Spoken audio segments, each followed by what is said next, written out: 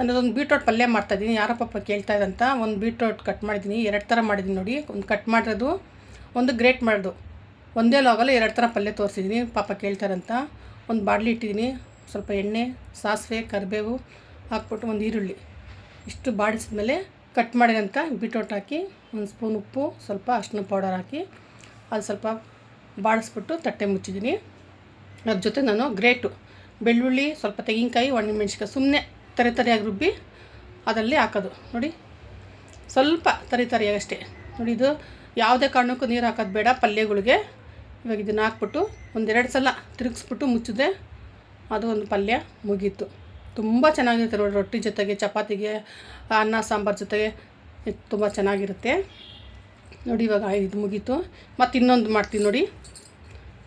ಒಂದು ಪ್ಯಾನಿಗೆ ಎಣ್ಣೆ ಹಾಕ್ಬಿಟ್ಟು ಅದು ಸ್ವಲ್ಪ ಸಾಸಿವೆ, ಉದ್ದಿನಬೇಳೆ, ಕಡಲೆಬೇಳೆ, ಸ್ವಲ್ಪ ಕರಿಬೇವು, 2 ಗ್ರೀನ್ ಚಿಲ್ಲಿ ಅದೆಲ್ಲ ಸ್ವಲ್ಪ ಬಾಡಿದ್ಮೇಲೆ ಒಂದು ಈರುಳ್ಳಿ ಹಾಕ್ಬಿಟ್ಟು ಸ್ವಲ್ಪ ಅದು ಕೆಂಪಾಗಬೇಕಷ್ಟೇ ಅದು ಈರುಳ್ಳಿ. ಅದ್ರ ಜೊತೆಗೆ ಇದು ಗ್ರೇಟ್ ಮಾಡಿರೋದು, ಮುಂಚೆ ಮಾಡೋದು ಕಟ್ ಮಾಡಿರೋದು 2 ಥರ ತೋರಿಸಿದ್ದೀನಿ. ಪಾಪ ತುಂಬ ಕೇಳ್ತಾ ಇದ್ರಂತ ನೋಡಿ. ಇದಕ್ಕೆ ಸ್ವಲ್ಪ ಉಪ್ಪು, ಒಂದು ಅರ್ಧ ಸ್ಪೂನಷ್ಟು ಸಕ್ಕರೆ ಹಾಕಿ ತುಂಬ ಟೇಸ್ಟ್ ಇರುತ್ತೆ ಇದು.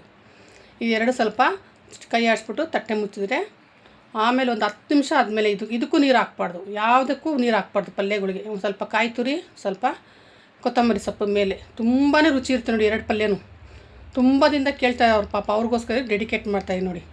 ಇದು ಮುಗೀತು ಪಲ್ಯ. ಇದ್ರ ಜೊತೆಗೆ ನಾನು ಸ್ವಲ್ಪ ಇದು ಕಟ್ ಮಾಡಿರೋದು, ಇದು ಗ್ರೇಟ್ ಮಾಡಿರೋದು, ಇದ್ರ ಜೊತೆಗೆ ಚಪಾತಿ ಎಷ್ಟು ಚೆನ್ನಾಗಿರುತ್ತೆ ಗೊತ್ತಾ.